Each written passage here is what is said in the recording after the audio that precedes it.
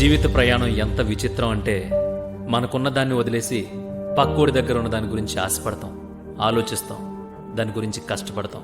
మన దగ్గర ఉన్న వస్తువు కావచ్చు, మనిషి కావచ్చు, మన దగ్గర ఉన్నంతసేపు దాన్ని పట్టించుకోం. మన దగ్గర లేనప్పుడు మాత్రం దానికోసం తెగ తపన పడిపోతాం. ఈ ప్రవర్తనకి, తెలియనితనానికి కారణం ఏంటి? నేను చెప్పనా? ఆశ. నడిచెళ్లేవాడు సైకిల్ గురించి ఆలోచిస్తాడు. అరే, సైకిల్ ఉంటే బాగుండేది కదా, ఇంకేం అవసరం లేదు, చక్కగా నా పని నేను ప్రశాంతంగా చేసుకోవచ్చు అని. కానీ సైకిల్ వచ్చాక అదే మనిషి బండి గురించి ఆలోచిస్తాడు.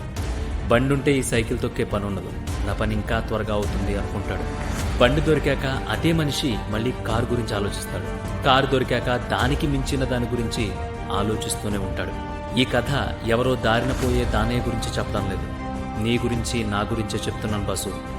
మన ఇంట్లో ఉన్న వాటితో అవసరాలు తీర్చుకుంటే కొత్తగా ఏం కొనాల్సిన అవసరం ఉండదు, అప్పులు చేయాల్సిన అవసరం అసలే ఉండదు. ఇదంతా కాదు అని లేనిపోని ఆర్భాటాలకెళితే వాటి తాలూకు సైడ్ ఎఫెక్ట్స్ ఎలా ఉంటాయో తెలుసా? నడిచెళ్ళినప్పుడు ఆరోగ్యంగా ఉన్న నువ్వు బండెక్కాక బద్ధకంగా తయారవుతావు.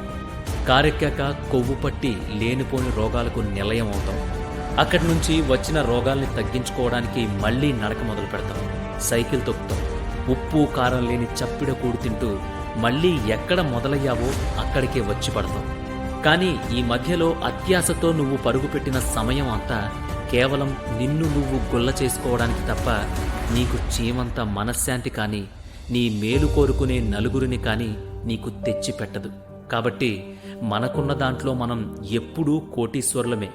లేని దాని గురించి ఆశపడకు, వాటి కోసం ఉన్నదాన్ని తన్నుకెళ్లకు.